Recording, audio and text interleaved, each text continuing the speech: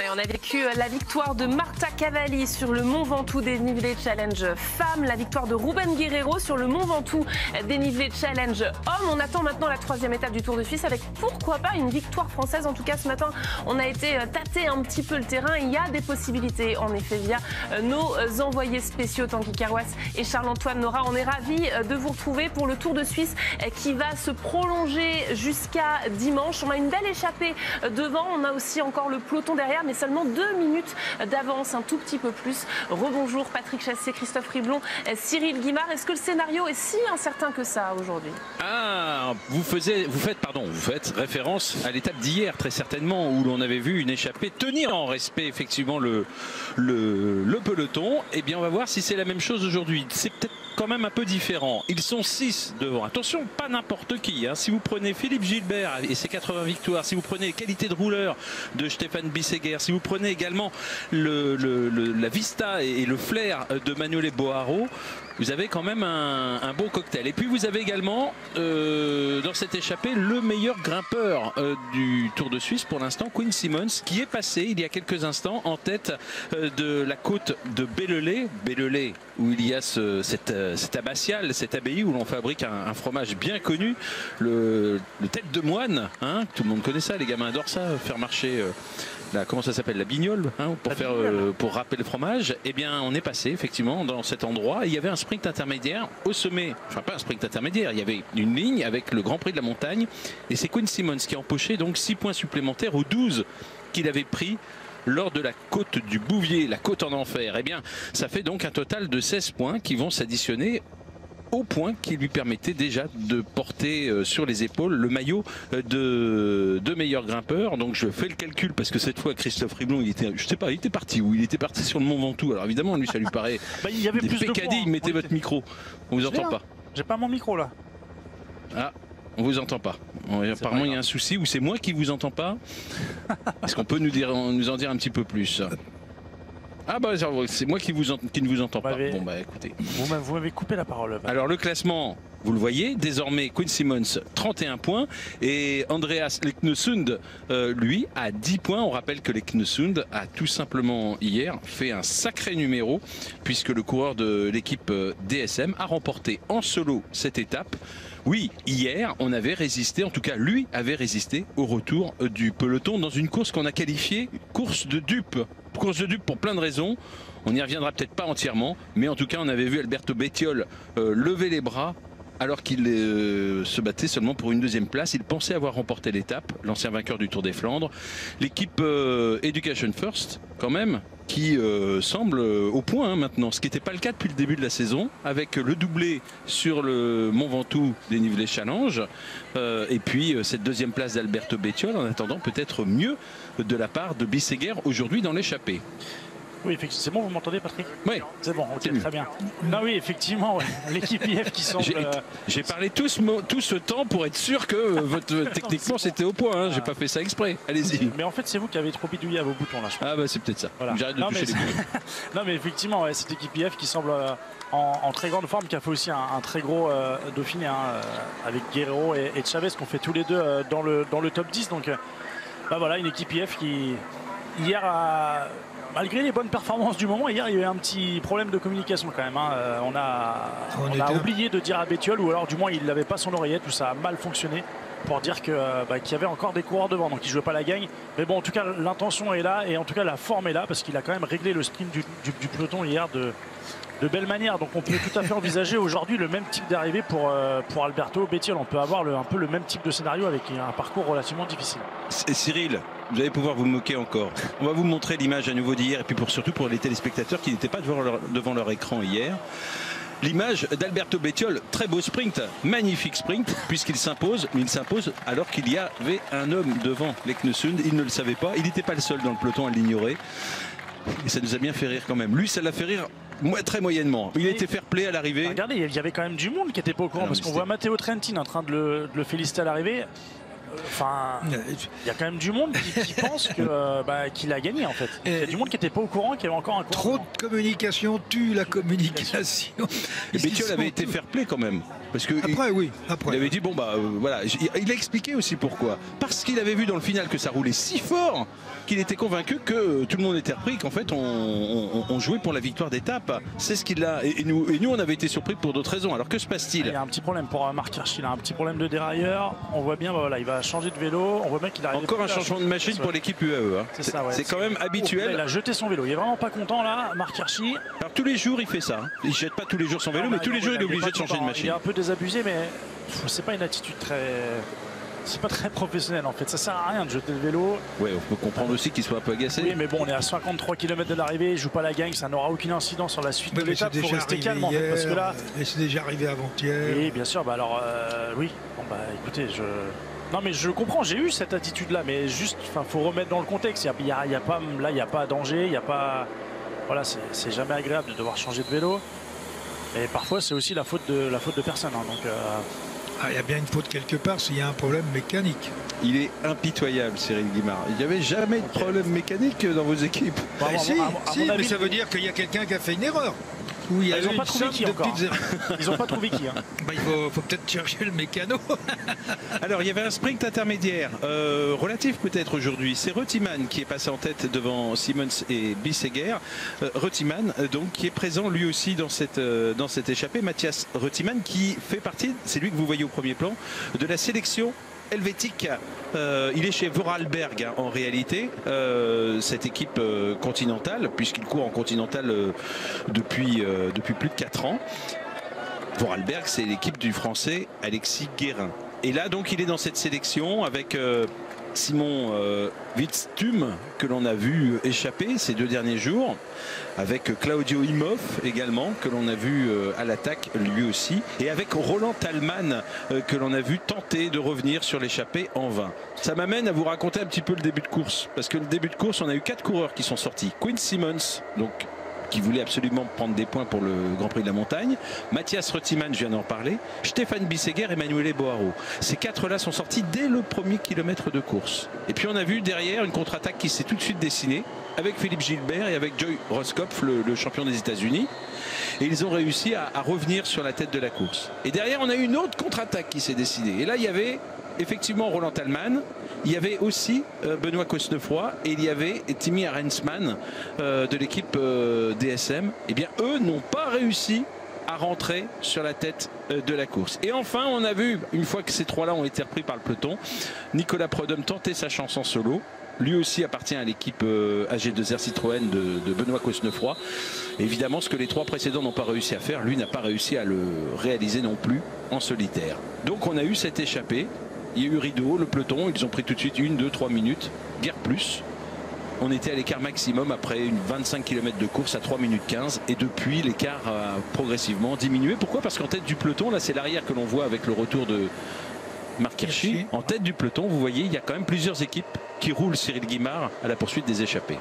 Oui, l'étape gag d'hier, ou l'étape de dupe, appelons-la comme on veut, fait qu'aujourd'hui, on a resserré un petit peu les boulons et que tout le monde, que les équipes roulent en fonction d'intérêts légitimes.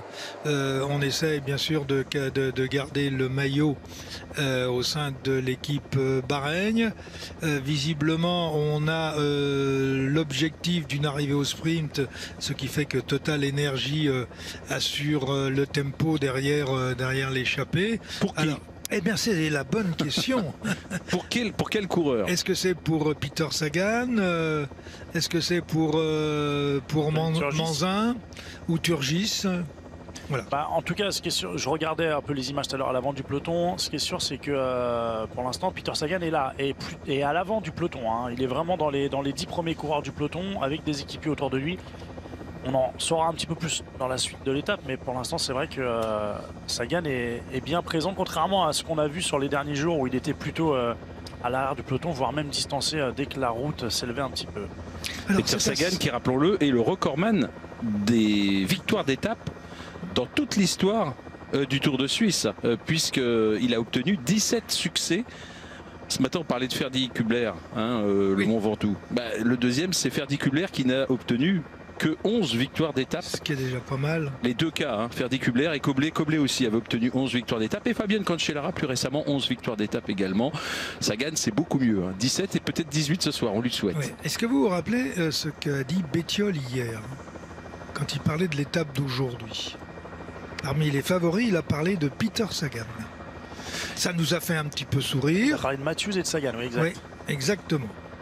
Donc ça veut dire que il a senti que peut-être chez Peter Sagan, il y avait sur ces 2 premières étapes, on refait un petit peu le niveau, on se remet un petit peu dans le coup sur une étape comme aujourd'hui, dont le final est quand même moins difficile que celui d'hier. S'il passe, pourquoi pas? Alors on peut se dire, en ayant perdu près d'un quart d'heure le premier jour et encore 6 minutes hier, que Peter Sagan est hors de forme, mais on peut aussi se dire, parce qu'après tout on ne sait pas la raison, qu'il s'est ménagé pour mieux pointer cette étape, si bien sûr il y a une arrivée groupée. Oui, mais c'est logique. À partir du moment où vous ne pouvez pas jouer à la régulière, bon, qu'est-ce que vous faites? Il a besoin de travailler, il a besoin de courir. Et il a besoin de faire des efforts progressifs au fil des jours. Eh bien, il est dans un timing qui, moi, me paraît logique. Et qu'il soit à 15 minutes, à 22 ou à 13, ça ne change rien au film. Hein. On va voir ça, on va suivre ça avec beaucoup d'intérêt. On vous rappelle qu'il y a 7 échappés pour l'instant de 6 coureurs qui, depuis le départ pratiquement, empochent les points de la montagne. Pour Quinn Simmons, le barbu de l'échappée, ça se passe bien. Il conforte son maillot rouge de meilleur grimpeur. Quinn Simmons est passé en tête des 2 premières difficultés. La prochaine, ce sera la côte de Vaufelin. Vaufelin, donc une côte de 3e catégorie, alors que les précédentes côtes étaient plus dures, plus longues, plus pentues également. Il y aura donc Vaufelin et puis le Miss Will, les 2 dernières difficultés de cette étape, 2 côtes de 3e catégorie. Hein. Contrairement à hier, les difficultés principales n'étaient pas forcément dans le final de cette étape, ce qui nous fait dire, même s'il y a un dénivelé de 3000, un peu plus de 3000 mètres, ouais. Un peu plus de 3000 mètres, 3200 je crois à peu près, 3200 mètres de dénivelé aujourd'hui, eh bien, ce qui nous fait dire que malgré tout, cette étape peut très bien se terminer au sprint. Alors il y a eu 2 abandons. David Evilela de l'équipe Cofidis a abandonné, et puis également le Polonais Malecki qui est tombé en début d'étape et qui n'est pas reparti. Ça fait donc au total 5 coureurs, si j'ai bien compté, qui ont abandonné. Ben King n'avait pas pris le départ le premier jour. Et puis on a eu également hier Leonardo Basso qui a abandonné, et Dario Cataldo, Basso de l'équipe Astana, Cataldo de l'équipe Trek Segafredo. Voilà en ce qui concerne les abandons. On va laisser ces 6 coureurs à, vous voyez, un peu plus de 46 km de l'arrivée, évoluer, essayer de résister avec cet écart d'1 minute et 45 secondes. On tourne une page de publicité, on se retrouve proche de la prochaine difficulté, la côte de Vaufelin. Ça bouge en tête de ce Tour de Suisse dans la 3e étape en direction de Granges. Eh bien, nous avons dans l'échappée 2 hommes qui viennent d'en sortir sur une attaque dans le tunnel de Stefan Bissegger. Quinn Simmons n'a pas laissé faire, d'autant qu'il y aura bientôt une côte, celle de Vaufelin, dont le sommet sera jugé, je ne sais plus, je vais vous dire ça tout de suite, à 36 km de l'arrivée. Donc on va arriver au pied. Et Quinn Simmons a pris le sillage de Bissegger. Bissegger, c'est la victoire d'étape évidemment qu'il vise aujourd'hui. Simmons, c'est les points de la montagne, mais c'est aussi les 2. Parce que là, de toute façon, s'il prend les points de la dernière côte, il y en a encore 2 à Lomisville. Il lui restera 16 km, même pas, à couvrir pour rejoindre la ligne d'arrivée. Le problème, c'est qu'ils n'ont qu'1 minute 30 d'avance sur le peloton. Là, ça va être difficile aujourd'hui. Ouais, ce sera compliqué, mais bon. Voilà, en tout cas, ça a le mérite d'être tenté. On essaie de redonner une dynamique à cette échappée. On pense que à la base Bissegger voulait partir seul, mais à 1 ou à 2 on pense qu'on ira plus vite que tout à l'heure avec leurs autres compagnons d'échappée. Donc à voir, et puis peut-être aussi le peloton va peut-être laisser refiler un petit peu de temps à seulement 2 hommes comparé à 5, 6 ils étaient, oui, tout à l'heure. On rappelle que derrière il y a Philippe Gilbert, il y a Joy Roscoff, Mathias Rottimann, Emanuele Boaro qui sont en poursuite. On les aperçoit derrière, ils ne sont pas loin. Alors est-ce qu'ils sont tous là? D'ailleurs je ne crois pas derrière. Non, il en manque un. D'accord. Bon, on va attendre de savoir de qui il s'agit. Si, je sais, il en manque un, je vous le dis. Oui, vous savez qu'il en manque un, mais vous savez pas lequel. C'est vachement intéressant, ça, dis donc. Bah, Ah oui, mais je sais qu'il en manque c'est un. le début d'une information. Et ça monte vite, hein, quand même, là, avec Bisseguer qui se retourne, qui jette un petit coup d'œil derrière pour voir si justement on va rentrer sur ces deux hommes ou pas. Je crois que c'est Roy Timan qui manque. Voilà, regardez, Il en manque Roscoff deux, et Gilbert en poursuite. Ouais, il y a plus Et donc de- Boharo et Reutemann ne sont plus là. Il n'y a vraiment pas grand-chose. Hein. Et une fois de plus, on a la confirmation que Philippe Gilbert est vraiment revenu à un excellent niveau. Rappelez-vous, sa victoire au Mont-Saint-Éloi sur les 4 jours de Dunkerque, sa 80e victoire professionnelle. Gilbert qui, dans ce Tour de Suisse, peut espérer lui aussi, en tout cas peut viser la victoire d'étape.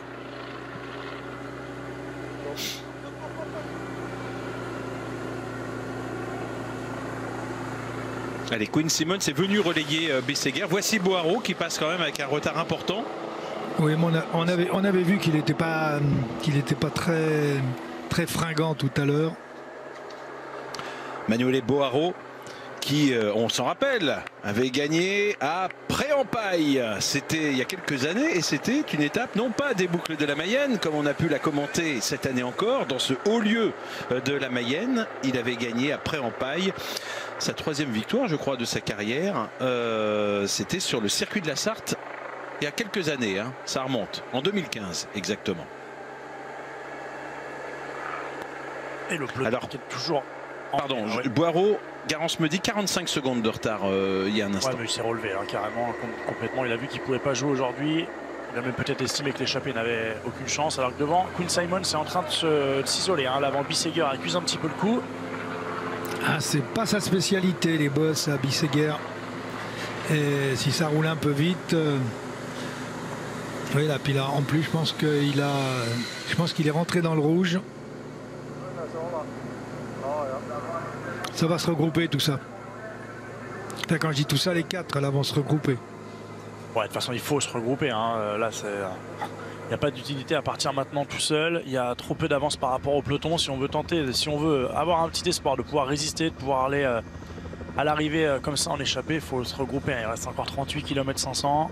On a vu que derrière, on n'avait pas abdiqué, hein, notamment pour Philippe Gilbert. Donc voilà, il faut se servir des forces en présence. Il faut allier les forces en présence à l'avant. Voilà, Simon, je pense qu'il va aller chercher les points. Et puis après, il va se relever, il va attendre tout le Il monde. va attendre. Ça, on va se regrouper à 4. C'est ce qu'on peut imaginer, effectivement. C'est pas très long. Enfin, c'est pas très long. Tout à l'heure, l'autre jour, vous êtes un peu moqué de moi. 2 km. Non, on n'aurait pas osé. Non, je sais que vous n'auriez pas osé. Non, c'était involontaire. Oui. 2 km cette ascension à 7,5%. Et le peloton, bon, on a un tempo là, mais c'est quand même pas une poursuite très intense pour l'instant derrière les échappés. On voit Philippe Gilbert ici au 3e plan. Je vous disais 80 victoires. Une seule victoire en Suisse parmi ces 80 succès de Philippe Gilbert. Et c'était où? Précisément sur le Tour de Suisse. Il y a 5 ans, il s'était imposé à Cham. Il avait remporté un sprint. Alors je sais pas comment, je vous avoue, je ne sais pas comment ça se terminait à Cham. C'était un parcours assez vallonné. Et il s'était imposé devant Patrick Bevin et devant Anthony Roux. C'était une course en circuit, il me semble, là-bas. Oui, Philippe Gilbert, avec beaucoup de métiers, n'a pas suivi l'accélération et progressivement, il va provoquer le regroupement de ces 4 hommes. Allez, Simons qui prend les points encore. Oui, qui ne s'est pas battu pour creuser l'écart non plus. Son objectif, c'était d'aller chercher les points, car pour l'instant, il engrange un maximum de points qui pourrait peut-être l'amener d'ailleurs à finir ce Tour de Suisse avec le maillot de grimpeur sur les épaules. Bah oui, parce que ça va commencer à faire pas mal de points, oui, tout ça. Ça semble être un... En tout cas, Son ça objectif. prend la direction comme un objectif pour lui. Le coureur de l'équipe Trek Segafredo qui empoche ici seulement 4 points, puisque c'est une côte de 3e catégorie, alors qu'il en avait empoché depuis le départ une vingtaine. Boharo est repris par le peloton. Oui, et qui roule en tête de peloton maintenant? En train de changer. Effectivement, c'est l'équipe de Matthews. Voilà. Équipe Bike Exchange. Bah écoutez, Matthews était l'un des coureurs qu'on avait pointé sur cette étape Et justement, eh bien, je vous propose de l'écouter puisque Tanguy Queiroz est allé le rencontrer ce matin. Sur les images de Charles-Antoine Nora, écoutez les propos du sprinter australien. Je pense que ce sera une étape très difficile. Sortir un favori l'est tout autant, parce que beaucoup de coureurs pensent que ce sera pour une échappée, et il n'y a pas tant de sprinteurs que ça qui auront la volonté de contrôler. En plus de ça, on démarre en côte, ce sera pas simple, mais une chose est sûre, moi j'essayerai.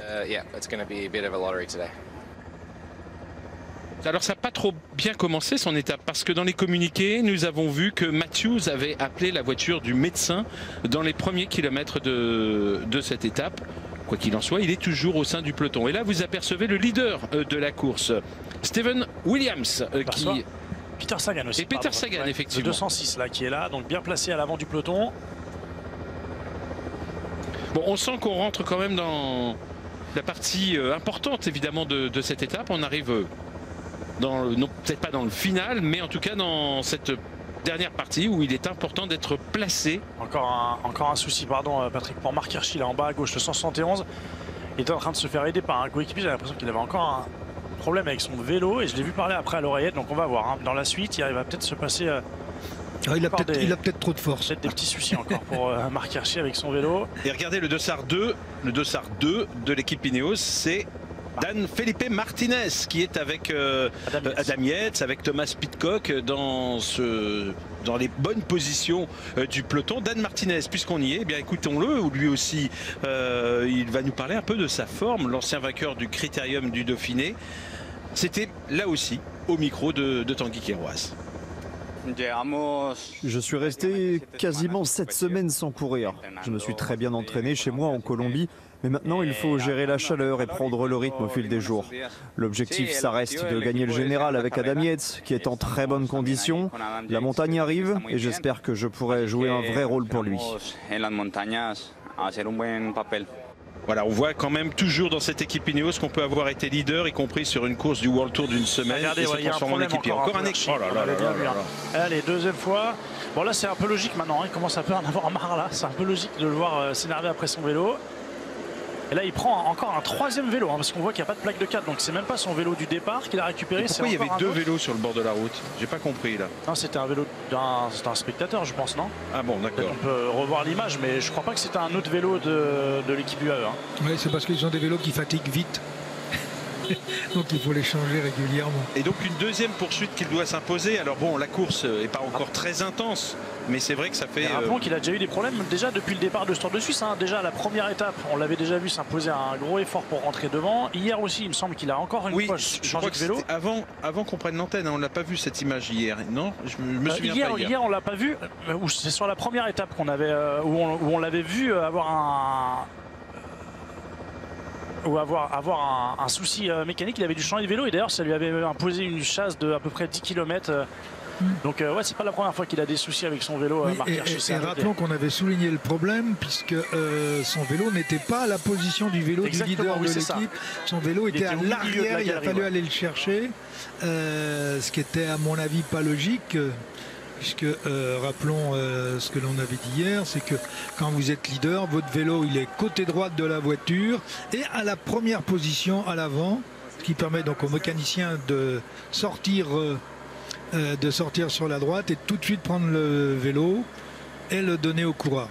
Alors pour Marc Hirschi, c'est évidemment aussi problématique, on va dire, parce qu'il est en forme en ce moment. Il vient de gagner le Grand Prix de Gippingen, vous savez, le Grand Prix du canton d'Argovie. C'était dimanche dernier et c'est un coureur qui en a déjà remporté 2 des courses cette année, puisqu'il avait aussi remporté en Italie au mois de mars cette nouvelle course qui s'appelle Per Sempre Alfredo, en mémoire d'Alfredo Martini, ancien sélectionneur national de la Squadra d'Italie. Ouais, qui a été un bon moment. Très longtemps. Et qui était un monsieur du vélo, hein, que en tout cas les coureurs italiens respectaient. Vous savez que l'unité italienne dans la Squadra Azzurra, ça a toujours été parfois, en tout cas il y a quelques années, compliqué. Et bien lui arrivait justement à créer l'union sacrée. Croyez-moi, quand on avait Saroni et Moser au départ, c'était pas forcément gagné. Christophe, vous vouliez revoir une image? Je voulais simplement revoir l'image du changement de vélo de Marc Hirschi pour être sûr, parce qu'on a parlé d'un deuxième vélo. Et non, c'est pas là on est un peu loin, mais je pense que c'est pas un vélo hein, de l'équipe UAE qui est là posé le long. De toute façon, je vois pas ce qu'il ferait là, vu que la voiture vient d'arriver. Ça m'a surpris, mais bon, on voit l'image, ça doit pas être quand même. Alors voilà, ouais, mais c'est gentil de zoomer. Non, c'est pas la même marque de vélo. Mais bon voilà, donc en tout cas, ce qui est sûr, il y a des soucis mécaniques pour Marc Hirschi depuis le départ de ce Tour de Suisse. C'est nous en tout cas la 4e fois qu'on le voit changer de vélo. Depuis la première étape. On n'est qu'à la 3e étape quand même. Hein.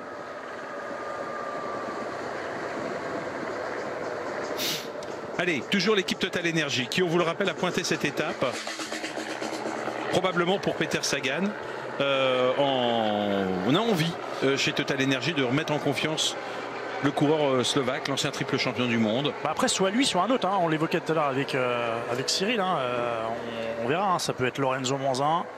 Ça peut aussi être Turgis, donc à voir. Mais en tout cas, on a envie aujourd'hui de prendre les choses en main, de prendre la course en main et de se mettre en position, de pouvoir faire un résultat, de pouvoir remporter cette étape. Et je pense qu'on a raison. Aujourd'hui, le profil s'y prête. Et en tout cas, le positionnement pour l'instant est bon. Oui, je pense qu'ils reviennent trop vite. Ils reviennent un petit peu vite, effectivement.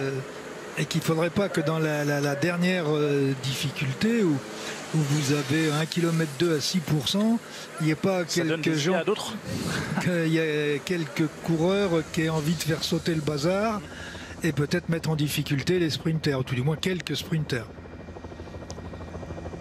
Alors que cette échappée, elle est bien devant, elle n'embête personne. La dernière ascension, cette ascension répertoriée, 3e catégorie, il restera 16 km 500 hein, au sommet. Ah bah regardez Cyril, vous écoutez, on est en train de temporiser dans le peloton. Ah ouf. Voilà, ça freine même. On est en train de freiner même. On temporise pas, on freine. Ah oui, ça va provoquer des chutes ça. Non mais je crois qu'on a compris hein, dans le peloton. On va gérer cet écart. Puis c'est logique, hein, de toute façon, même s'il n'y avait plus d'ascension répertoriée, voilà, il n'y a pas d'intérêt à revenir sur l'échappée à plus de 20 km de l'arrivée. Moins d'1 minute d'avance désormais pour les échappés. Un Lotto Soudal derrière, c'est Thomas De Gendt. De toute façon, Thomas De Gendt, c'est même pas le peloton lui. Soit il est derrière, soit il est. Mais là, c'est pas volontaire. C'est très volontaire. C'est pas volontaire ouais, parce que là, il est en difficulté tout à l'heure. Oui, il y en a un autre qui est à l'arrière, Thibaut Pinot. Avec Pozzo Vivo aussi là-bas sur la droite, là, le coureur de l'équipe. Ouais, mais Pozzo Vivo, il a les bonnes jambes. Vous voulez dire que Thibaut Pinot n'a pas de bonnes jambes? Je ne sais pas. Encore une attaque à l'avant de Bissegger. Ah bah Bissegger, lui, il veut vraiment partir tout seul. Hein. Il veut pas rester avec les autres. Il se méfie de qui alors? Il se méfie de Philippe Gilbert? Non, je pense qu'il se méfie de personne. C'est juste qu'il a envie d'essayer de repartir, enfin de recomposer cette échappée pour pourquoi pas bénéficier peut-être d'un peu plus de crédit de temps par rapport au peloton. Je pense que c'est ça. Oui, bah, là je suis pas certain. On essaye de trouver des explications. On essaye de trouver des voilà. Mais on n'en est pas convaincu. Non, mais moi tout à l'heure il est sorti. Et après, il a explosé. Bon, là, il ressort. Moi, je crois que vous n'avez pas compris. Il doit avoir sa fiancée un petit peu plus loin, oui, avec sa famille. Donc là, il va s'arrêter sur le bord de la route. Il va s'arrêter sur le bord de la route pour lui faire un petit bisou. Bon, Bissegger qui est un coureur qui a déjà gagné sur les routes du Tour de Suisse. Vous vous rappelez sa victoire à Stade l'année dernière? Ah mais oui, bien sûr. Victoire, devant Benjamin Thomas, non? Oui, qui était sur cet aéroport, oui. Et à Stade. Et il avait, on le sait, c'est plutôt un coureur de contre-la-montre. Il a plus de succès dans les chronos que dans les étapes en ligne.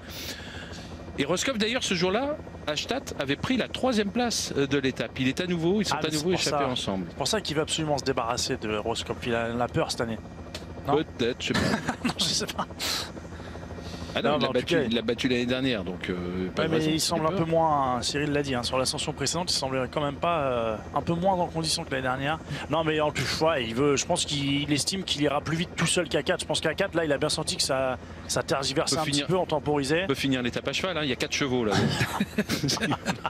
Il a retrouvé des chevaux.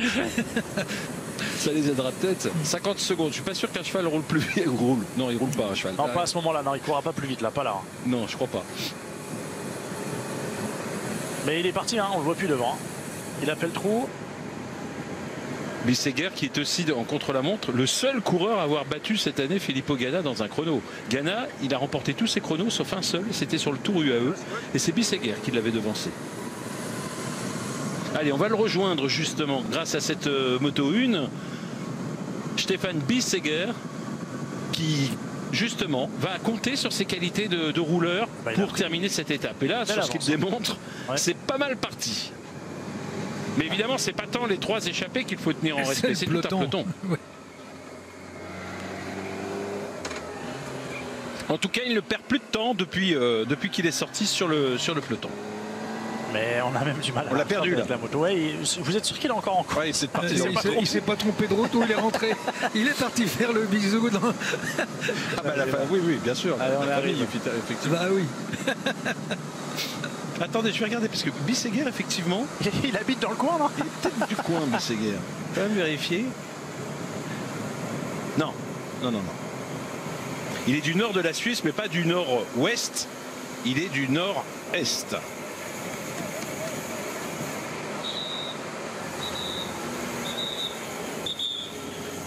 Il est de Weifelden. Oh là là, oh bah voilà, il a failli, il a failli tomber. Hein. Ouais.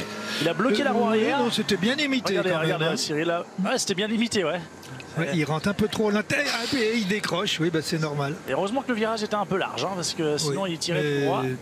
Très belle maîtrise. Oui, mais ça va peut-être avoir des conséquences. Est-ce que, enfin, la descente n'est pas très longue, on n'est pas dans un col, on n'est pas dans une descente de col, mais quand on commet une faute comme ça, souvent après on a plus de difficultés à se livrer. Il continue à y aller. Ah bah là, il sort de la route carrément. Là, il a pris. Ouais, il est arrivé vite encore. Hein. En fait, cette descente est mais là, technique. c'est son raté d'avant là. Ouais. Alors en fait, il est rentré trop à la corde. Il s'est rendu compte que ça resserrait un petit peu trop. Et à ce moment-là, il s'est mis sur les freins. Il a délesté la roue arrière qui a décroché. Bon, elle est quand même assez technique, hein, cette descente. Ouais, elle est technique. Hein. Là, en plus, on arrive en bas dans une traversée de ville. Oui, mais ils ne vont pas arriver à la même vitesse. En parlant du peloton, ils ne vont pas arriver à la même vitesse. Ah, mais là, il est plus du tout dans les bonnes trajectoires. Il a complètement perdu. Ouais, attendez, c'est tordu hein, quand même. Ses trajectoires là depuis qu'il a bloqué sa roue arrière.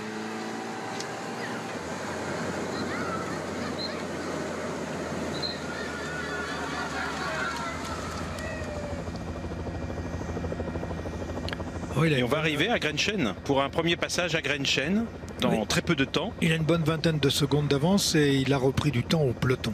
Ouais, dans à peu près 3 km. À la vitesse où il descend, effectivement. Ouais, dans à peu près 3 km. Là, on va arriver dans la ville d'arrivée. On va passer sur la ligne. Le chrono de Garance nous indique 17 secondes.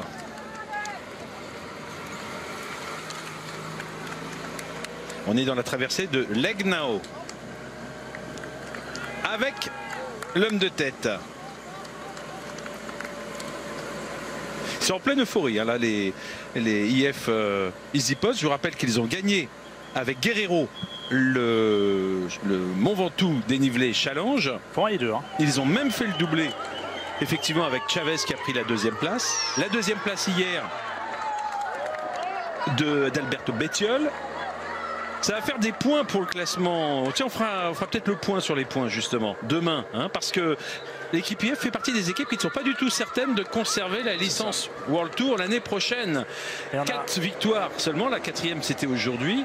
Faut vraiment faire attention parce que justement sur les 3 années où l'on fait l'addition des points les plus importants, il est un petit peu, cette équipe est un peu en difficulté. Alors, on va faire le point avec Lilian Le Breton. Lilian Le Breton, le directeur sportif de l'équipe Total Energy. Bonjour Lilian, bienvenue sur la chaîne L'équipe. On vous voit rouler. Bonjour. Et on s'interroge, évidemment, sur votre sprinter aujourd'hui. Est-ce que c'est Peter Sagan ou bien est-ce que vous spéculez sur les chances d'un autre coureur dans votre formation? Non, aujourd'hui, on va essayer de remettre Peter dans des bonnes disponibilités pour essayer de se rapprocher petit à petit de la performance. Et aujourd'hui, on essaye de faire un jour test en essayant d'œuvrer pour lui. Et puis on verra bien le résultat que ça va donner. Mais on est vraiment bien tous concentrés autour de cet objectif. On a raconté tous les déboires qu'a connu Peter Sagan et puis sa volonté de revenir au meilleur niveau. Est-ce que sur les 2 premiers jours, il était au plus mal ou bien est-ce qu'il se relevait pour justement s'économiser un peu et peut-être se garantir des chances de victoire aujourd'hui? Aujourd'hui, c'est une étape qu'on avait un petit peu cochée parce que voilà, c'était celle qui avait le plus de chances, on va dire, d'arriver au sprint.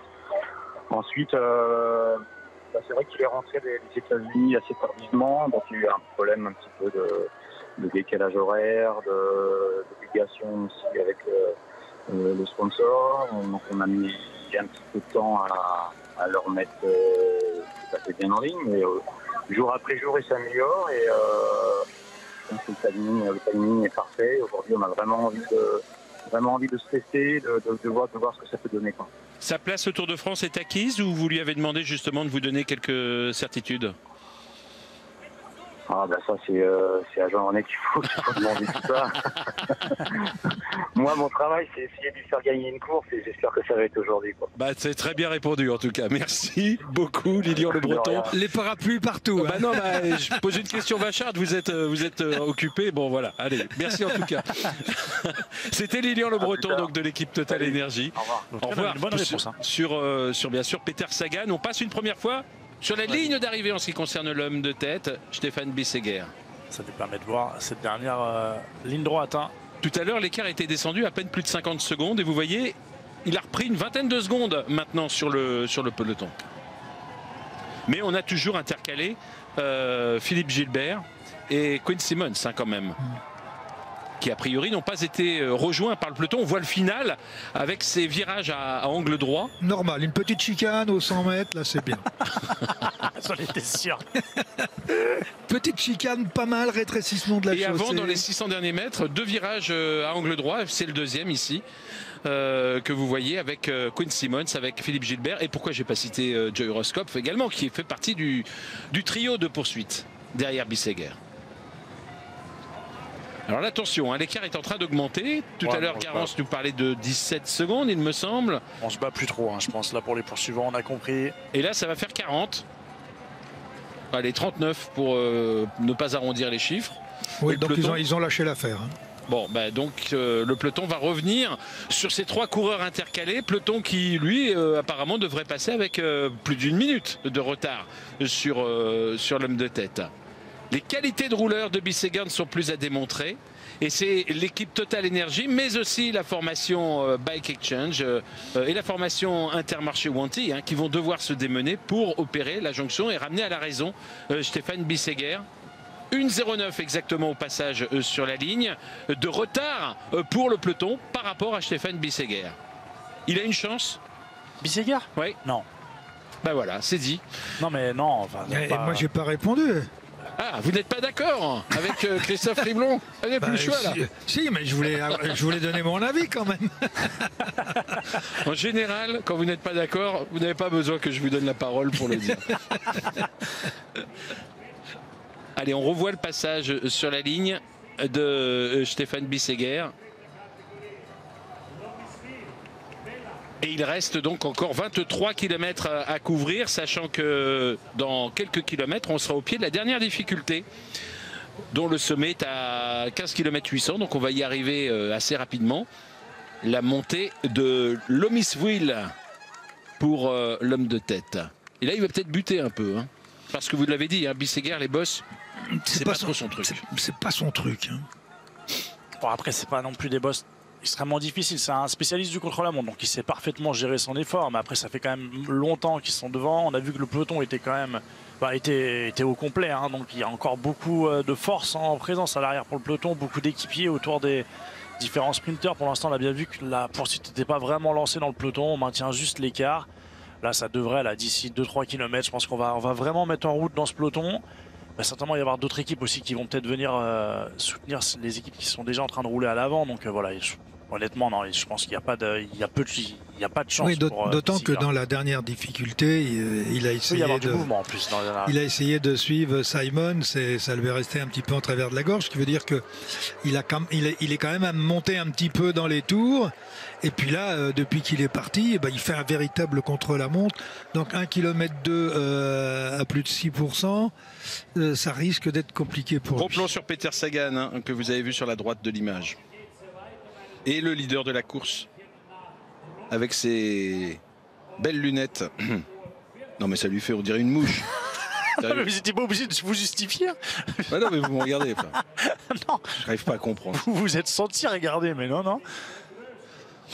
Non mais je sais plus qui disait, il y a des gens qui ont du bon goût et les gens, il n'y a pas de mauvais goût. Il y a des gens qui ont du goût et d'autres qui n'en ont pas. Mais là c'est pas terrible quand même de mettre. Enfin, je sais pas pourquoi. C'est votre goût à vous, dites-moi. Vous croyez? On peut trouver ça joli? Non mais regardez, ils portent tous des lunettes et il y en a, c'est joli, mais lui c'est ridicule. Oui, mais enfin, vous savez très bien que c'est pas ce qui est beau qui plaît, c'est ce qui plaît qui est beau. Si ça lui plaît, il le trouve beau. Je pense qu'on va bientôt faire de la philo là. Allez, moins d'une minute. Allez, les poursuivants qui se font reprendre. Mais surtout, le plus important, c'est qu'effectivement, Philippe Gilbert, Quinn Simmons et Joey Rosskopf se font reprendre par le peloton. Alors, question importante. Oui. Est-ce que les coureurs savent qu'il y a un coureur échappé devant tout seul? Référence à l'étape d'hier. Alberto Bettiol, si tu nous entends. Non, là, il fera pas la même. D'autant que cette fois, c'est son coéquipier. Pour pas qu'il se trompe, on a envoyé un coéquipier devant. Voilà. Comme ça, si au moins ils sprintent pour la victoire, ils feront le doublé. C'est peu probable. Enfin, c'est peu probable parce que tout simplement il n'a que 53 secondes, 52 même secondes d'avance sur un peloton étiré, donc un peloton qui roule vite à la poursuite du dernier rescapé de cette échappée qui à l'origine comptait 6 coureurs aux avant-postes. On avait Simmons, on avait effectivement Gilbert et Rosskopf, mais on avait aussi l'Italien Manuele Boaro et le Suisse Matthias Reutemann. Et on voit dans le peloton, ce qu'on évoquait tout à l'heure, mais ça y est, ça a accéléré maintenant à 46 secondes. Donc là, clairement, on a pris la mesure de Bisseguer devant. Après lui, c'est lui qui coince aussi. C'est peut-être lui qui coince aussi, mais on n'a aussi pas envie de se prémunir aussi d'un exploit de Bisseguer à l'avant dans le peloton, je pense. Oui, parce que c'est lui qui coince, il a enlevé les dents. Non, mais c'est clair que ça commence à être dur. Après, c'est aussi un spécialiste du contrôle-la-montre, donc on ne veut pas non plus. Je pense qu'honnêtement, il ne faut pas prendre de risques dans le peloton. C'est une certitude. Et tout à l'heure, on se posait la question. Confirmation, c'est bien pour Peter Sagan qu'on roule, parce que je vois Lorenzo Manzin qui va venir à l'avant pour prêter main forte aux coureurs qui sont déjà en train de rouler. Alors quels seront les adversaires de Peter Sagan dans ce sprint? Dans un sprint où a priori on n'a pas perdu de coureurs, en tout cas de coureurs importants. On le sait, il y a des coureurs rapides. Déjà dans son équipe, il faut savoir que Peter Sagan, avec Anthony Turgis et Lorenzo Manzin, aura quand même pour l'emmener dans ce... Lorenzo Manzin. Ah non, Manzin il roule. Ouais, il roule, donc c'est lui et n'aura pas ce rôle-là. Donc regardez justement autour de lui, on a Mathieu Bodnar, on a sa garde rapprochée avec Daniel Hoss et avec Anthony Turgis. Après pour les autres sprinters, on a l'équipe Intermarché Wanty Gobert qui roule. Elle c'est pour Alexander Christophe qui est certainement le coureur protégé. Du côté de l'équipe Movistar, on pourrait penser à Aramburu peut-être, même si c'est peut-être pas assez difficile pour lui. Matthews, on en a parlé. Matthews, on en a parlé, qui a mis aussi un coureur à rouler. Mike Tennyson de l'équipe Jumbo-Visma aussi, qui est un coureur rapide. Kesbol pour l'équipe DSM également, peut-être un client pour la victoire. Et puis, vous avez parlé de Matteo Trentin, on a parlé d'Ulissi Trentin. Exactement. Et Bettiol, qui a gagné hier. Pourquoi pas Alberto Bettiol aussi, oui, qui a fait deuxième hier, qui a réglé le peloton. Il y a un peloton qui était quasiment au complet, donc on peut penser qu'aujourd'hui, Bettiol peut tout à fait tirer son épingle du jeu. Oh là, attention, on est sur des routes étroites là, au niveau du peloton. Là maintenant, il va falloir être placé.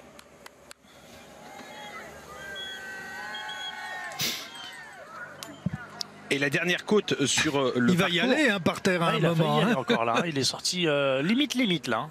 Là, il va y aller, ça, il y a... Mais c'est spectaculaire. Pour l'instant, ça passe. Il va bientôt arriver dans la dernière ascension répartie. Voilà, on revoit au ralenti là. Regardez, il est sorti juste bien, mais voilà, mais vraiment limite. Ouais, mais il n'y a rien. Là, il a gagné du temps, par contre. Non, parce qu'il est sorti arrêté. C'est-à-dire que il a essayé de gagner du temps, en tout cas. S'il était rentré un tout petit peu moins vite, il sortait plus vite.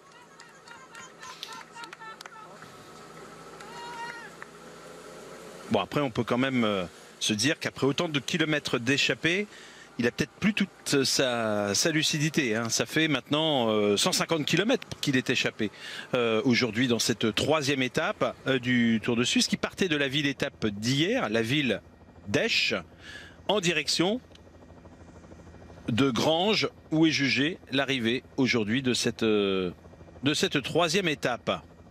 Granges ou Grenchen, selon que vous parlez français ou allemand.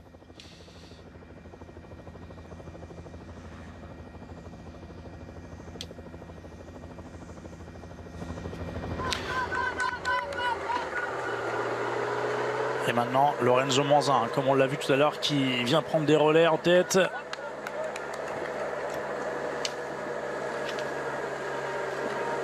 Un autre coureur aussi de l'équipe Intermarché. Wanty aussi va venir rouler à l'avant. On a l'équipe Bahreïn aussi, hein. Je pense qu'il a mis aussi un coureur à rouler.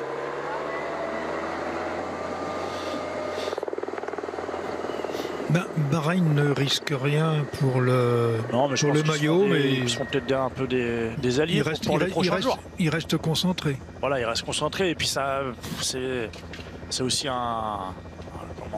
pour les prochains jours de se faire des alliés, hein. Ça peut servir aujourd'hui, hein, d'aider un peu les équipes de sprinters à rouler. On peut peut-être faire un point sur le classement général. Bien sûr. Justement, pour montrer que normalement Stephen Williams devrait conserver ce maillot sur les épaules, puisque Max Charman au classement général est à 4 secondes. Cela dit, la pointe de vitesse de Max Charman, attention, n'est pas non plus à négliger. Oui, mais pas dans une arrivée comme ça si vous avez tous les sprinters. Là, il reste un sprint intermédiaire, hein, à 11 km de l'arrivée. Hein. Où l'on verra peut-être effectivement un regroupement et un sprint. Ou même sans regroupement, il y a 2 secondes et 1 seconde à aller chercher, puisqu'il n'y a plus qu'un homme devant, hein, donc Andreas Krohn est à la 3e place. Leknesund, le vainqueur de l'étape d'hier en solitaire, est à la 4e place. Il était revenu hier à 7 secondes de Stephen Williams. Stefan Kung, le Suisse de la formation Groupama FDJ, est 5e à 10 secondes. Et puis avec le même retard, eh bien, nous avons tous les coureurs qui suivent jusqu'à la 16e place. Ils sont tous à 10 secondes. Alors vous voyez ici les coureurs du top 10 avec Vlasov dans le top 10 juste derrière Pozzovivo, mais on a également les autres favoris. Regardez ce joli tableau de Garance Ferro. Jakob Fuglsang 12e, Adam Yates 13e, Sergio Higuita 14e, Remco Evenepoel 15e et Geraint Thomas 16e. Ça fait quand même parmi ces coureurs un certain nombre de favoris, pour ne pas dire tous les favoris qui se tiennent à 10 secondes au maximum, parce que derrière on fait un bond à 34 secondes, hein, où on retrouve d'ailleurs Clément Berthet, dont c'est la course de reprise, mais d'autres Français également. Mathieu Burgodeau, alors lui il est à 58 secondes, Rémi Rochas qui est à 1,01, tout comme Thibaut Pinot. Voilà en ce qui concerne les meilleurs Français dans ce classement. Et Daniel Felipe Martinez aussi, qui a 1 minute 1 de l'équipe Ineos, qui était à la base un des coureurs qu'on avait pointé pour le général. Et on voit, hein, ça commence à devenir difficile, hein, pour Bisseguer devant. J'ai dit que le sprint intermédiaire était à 11 km 500. Ça se trouve, on n'aura plus personne devant à ce moment-là, hein, parce que ça, clairement, on a vu que ça butait là pour Bisseguer dans cette dernière ascension, côte de 3e catégorie. Alors elle n'est pas longue, 1,2 km. Elle n'est pas longue, mais elle lui fait du mal, hein. Regardez. Ouais, mais il a compris, là. Vous avez vu son mouvement de tête. Il a tourné, en plus, il a tourné la tête, il a pu apercevoir le peloton là-bas au fond. Bon, il sait que c'est cuit. Il y a un élément dont on n'a pas parlé. Vous en avez parlé sur le Mont Ventoux dénivelé challenge, mais c'est également la même chose ici, c'est la chaleur. La chaleur. Vous savez, sur une course comme ça, quand on annonce une température de 28-30 degrés, ça veut dire que vous pouvez rajouter 2-3 degrés facilement au niveau de la route, justement à cause de cette chaleur qui vous est renvoyée par le bitume. Donc on a fait encore une journée très chaude sur les routes du Tour de Suisse, et après autant de kilomètres d'échappée et autant d'efforts, eh bien il n'est pas étonnant qu'il en souffre lui aussi. Vous avez vu le club de supporters là de Peter Sagan? Mais eux ils sont au courant, eux ils n'avaient pas besoin d'appeler Lilian Le Breton pour savoir que c'était l'étape qu'il avait coché. Bon, après ils étaient là hier et avant-hier aussi. Ouais, vous avez peut-être rangé le drapeau. On va voir s'ils sont là jusqu'à dimanche, hein.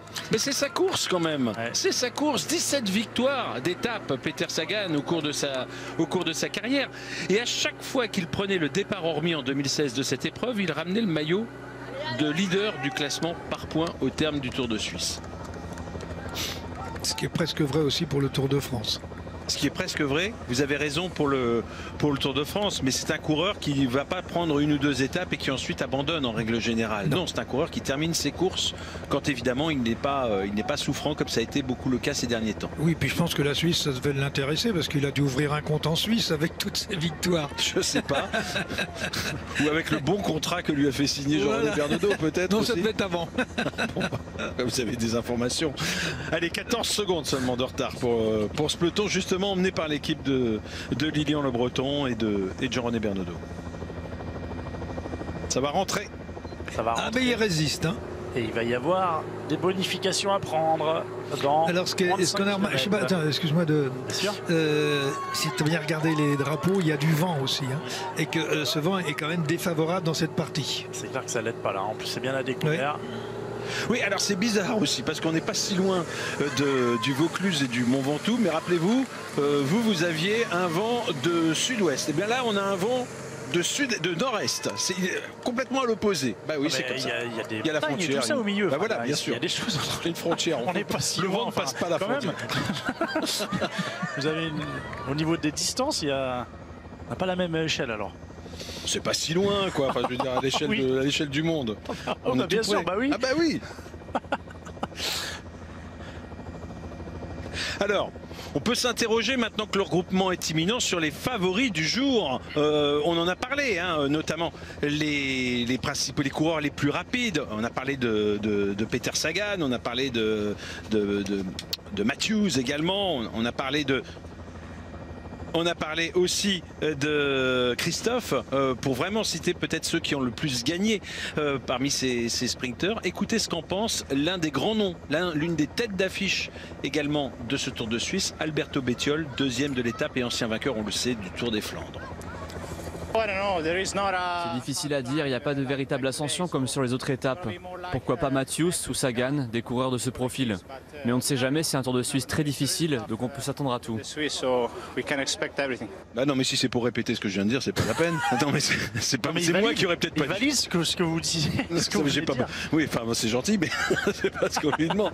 Non, il n'y a pas de comme quoi on prenait pas au départ le dénivelé réellement au sérieux, le dénivelé proposé sur cette étape. Non, bah, de toute façon ils font la même analyse que nous, même beaucoup plus pointue, hein, je dirais, avec maintenant tout le staff qu'il y a dans les équipes. Donc non, tout le monde l'a. Et puis on a bien vu sur les deux premières étapes, il y a quand même eu de la course, hein, ça a quand même roulé vite.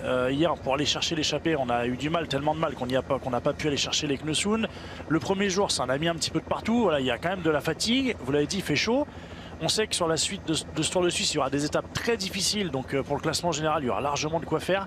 C'est un des Tours de Suisse les plus difficiles de ces dernières années. Hein. Il y a plus de 21 000 mètres de dénivelé positif sur la semaine. Donc voilà, on sait qu'il y aura de quoi faire pour les coureurs général. Donc voilà, je pense que tout le monde avait aussi entre guillemets besoin d'une journée un peu plus tranquille. Ça reste une course professionnelle et il fallait quand même faire aujourd'hui 180 km quasiment. Donc mais voilà, on était sur un autre scénario que les deux étapes précédentes. Alors attention quand même, hein, parce que cette fin d'étape, certes il n'y a plus de côtes répertoriées, mais c'est pas tout plat non plus. Le problème, c'est que dans le final, justement, quand il y a encore des côtes, on a surtout cette longue ligne droite après le sprint intermédiaire.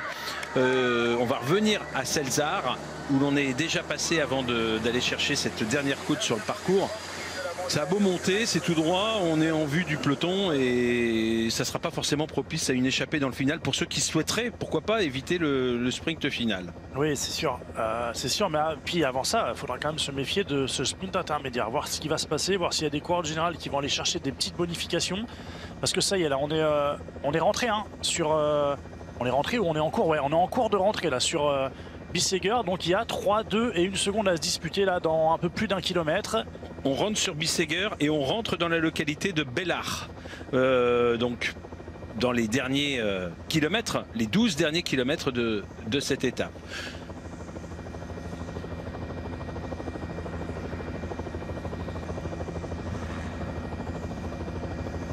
Il se relève pas, hein. Je peux vous dire que jusqu'au bout. Et alors que Lorenzo Manzin, lui, a terminé son travail. Là, il s'est écarté sur la droite. On n'a plus que le coureur d'Intermarché, Wanty, qui est en train de rouler. Oui, coéquipier d'Alexander Christophe et coéquipier également de Domenico Pozzovivo. qui est placé au général, hein, Pozzovivo. Alors là, on rentre dans quelques virages dans la traversée de cette localité. Mais il n'aura pas de regret, hein, parce que s'il y a quelques virages ici, un petit peu plus loin, il va arriver sur cette interminable ligne droite. Et il sait de toute façon qu'il ne pourra pas résister au peloton. D'autant qu'on va préparer le sprint qui est jugé juste à la sortie de cette localité. Alors, est-ce qu'on va le disputer, ce sprint? On a Vando, hein. Là, je vois les drapeaux, là. On a Vando dans cette ligne droite. C'est bien ça, parce qu'on fait justement demi-tour en traversant cette localité. On l'avait de face. Regardez la ligne droite, je ne vous ai pas raconté l'histoire. Il est l'histoire. là-bas, le sprint. On voit l'arche, là, au milieu. On longe la voie ferrée. Et le sprint, effectivement, intervient tout de suite. On va voir. J'ai vu des coureurs de l'équipe Ineos revenir dans les premières positions, là, venir se replacer dans les 10 premiers, là, à la relance. Allez, ça y est, Bissegger, c'est fini. Alors, est-ce qu'on va lancer le sprint pour l'un ou pour l'autre? Ou est-ce qu'on va justement empêcher des coureurs de prendre des points? Quel est ce coureur-là d'Intermarché? Il était tombé d'ailleurs. Regardez les Ineos, c'est eux, hein, regardez les Ineos. Et ouais, peut-être bien Charman là qui est parti en 3e position. En tout cas, Ineos, on va aller chercher les bonifs parce que derrière, bah, on s'est fait surprendre. En tout cas, on n'a pas réagi. Je vous rappelle que chez Ineos, c'est Adam Yates, hein, Et bah, il faudrait zoomer là parce que là, qui est. Ouais, il y a Charman qui fait 2e et c'est Geraint Thomas qui est venu prendre les bonifications. Donc 3 secondes pour Geraint Thomas. Charman qui fait 2e, qui prend 2 secondes. Et il lui propose, Charman, il lui dit, allez, on y va, tiens, on s'échappe, hein, on essaye. Bah, mais apparemment, Geraint Thomas n'est pas trop... Charman revient à 2 secondes, hein, au général de Stephen Williams. Assez curieux quand même, l'attitude de Williams. Hein, c'est quand même... Enfin, ça me paraît pas très compliqué, au moins dans l'intention de défendre le maillot jaune. Bah là, il a même pas essayé. Après, c'est pas tellement après Williams que Charman a cherché à prendre des secondes de bonus. C'est surtout par rapport aux autres leaders. Oui, mais Stephen Williams, lui, il a un maillot à défendre quand même. Oui. Même si dans la haute montagne, il va le perdre. Est-ce qu'il ne se réserve pas pour l'arrivée? Vous avez vu sa pointe de vitesse le premier jour? Oui, enfin, ils arrivent à 15 au sprint. Donc là, il va pas faire le sprint aujourd'hui. J'en sais rien, mais... Regardez là, c'est plus eux qui roulent. Enfin, je sais pas. Hier déjà, ils n'ont pas défendu le maillot. C'est pas grâce au travail de ses coéquipiers qu'il a conservé son maillot. Aujourd'hui, là, il y avait des secondes un peu faciles à aller chercher. Bon, bah après, voilà, on aura peut-être une. Il me fera certainement mentir. Enfin, il me fera peut-être mentir sur le final, sur le sprint final. Mais bon. Allez, Fedorov qui. L'attitude est quand même curieuse, je trouve. Qui s'est replacé, le champion du Kazakhstan. Pour la formation Astana. À un moment, on s'est même demandé s'il n'allait pas attaquer, mais non. Et vous retrouvez ici Bissegger qui a été le héros malheureux de cette fin d'étape. Enfin, un match malheureux. Au fond là-bas. Il va s'en remettre. Hein. Mathieu Godot aussi qui est là. Luke Rowe de SAR 4. Ah, c'est lui hein, qui a emmené Geraint Thomas tout à l'heure. Et ça roule bien quand même, hein. 53 km/h. Hein. Vando, belle ligne droite, ça roule vite.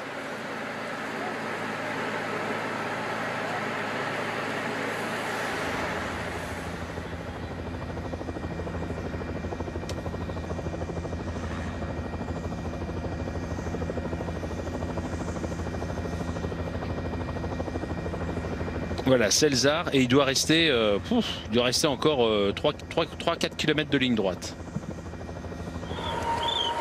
L'équipe UAE qui est venue se placer en tête de ce peloton. Alors il y a un homme qu'on n'a pas cité hein, parmi les sprinteurs. Ouais, c'est une erreur quand même de notre part de ne pas l'avoir cité. C'est Brian Cocard. Alors là, je sais pas quel est. Bah oui, bah je sais pas. Je l'avais pourtant coché, mais je l'ai pas cité. Brian Cocard de la formation Cofidis. À mon avis, si on nous a écouté au sein de cette équipe nordiste, ils ont dû se dire, mais alors, enfin, Brian Cocard, qui, vous l'avez peut-être entendu au micro de Tanguy Kéroas, admettait qu'il fallait cocher cette étape quand on est sprinter. Et il est présent et il aura une équipe pour l'emmener. Ben, vous savez ce qu'on souhaite, c'est qu'il nous donne la leçon et qu'il s'impose aujourd'hui devant ces coureurs rapides que l'on a cités, que ce soit Christophe, que ce soit Sagan, Kesbol ou Matthews. En tout cas, il va sûrement tenter sa chance. Oui, mais il faut pas le dire. C'est pour ça qu'on ne l'a pas mis en avant. Allez, Alexander Christophe, là, sur la gauche, là, le numéro 101 de l'équipe Intermarché. Bien remonté par un de ses coéquipiers. En l'occurrence, c'est Adrien Petit qui est en train de faire le travail pour lui. Adrien qui bien sûr est un coureur rapide, mais qui est surtout un excellent poisson pilote, qui sait très bien faire le travail pour un sprinter dans le final. Il est précieux auprès d'Alexander Christophe dans cette équipe. Allez, ça y est, maintenant ça roule très très vite. Tout le monde veut rester placé à l'avant. DSM pour Kisball. C'est Kesball. Ah bon, c'est pas Kisball. Non, c'est Kesball. Attendez, on n'est pas à côté de la ville de Bâle. Allez, on n'est pas très loin, effectivement. Rui Costa aussi là pour l'équipe UAE là. Qu'est-ce qui se passe? Rui Costa qui s'énerve un petit peu. C'est très nerveux. Total Energy là, on est en train de placer Peter Sagan aussi. Et les Cofidis là, on les voit sur la droite là. Oh, le poteau au milieu. Il n'y a personne qui l'a pris. Oh là là, ouais, ça c'est. Effectivement, gros travail de DSM pour Kesball. On sait que le final est tortueux et on l'a compris. Donc il y a un sprint avant le sprint en quelque sorte pour étirer ce peloton. D'ailleurs, si le peloton était tiré, Cyril, c'est un petit peu moins dangereux, évidemment. Oui. Donc c'est important d'étirer le peloton. Et puis si on étire le peloton, les coureurs les mieux placés, en l'occurrence ici l'équipe DSM, prend un avantage. Encore faut-il avoir l'effectif suffisant pour tenir pendant 6 km en respect ce peloton et ne pas se faire déborder auparavant. C'est le risque, bien sûr, lorsqu'on vient un petit peu trop tôt. Et quelquefois, il vous arrive que vous amenez votre sprinter beaucoup trop tôt à 300 ou 400 mètres de la ligne dans les 2 premières positions. Et à partir de ce moment-là, vous allez vous faire déborder de chaque côté. Là, les portes vont se fermer. Et vous assisterez au sprint pour la gagne. Regardez Peter Sagan qui est là, placé en 10e position à peu près. Avec Lewis Aski qu'il vient de dépasser. On revient sur la tête, toujours l'équipe de Kesball au commandement de ce peloton.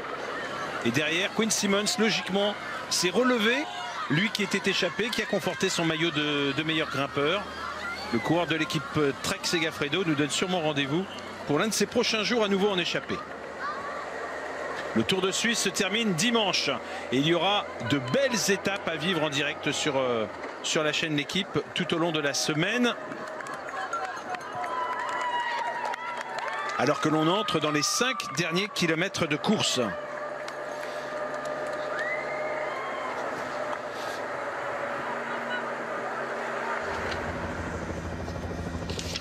Qu'est-ce qu'on nous montre là?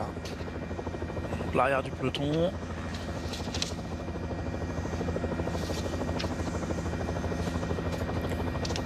Une chose est certaine, les trains sont en place maintenant. UAE bien sûr pour Trentin.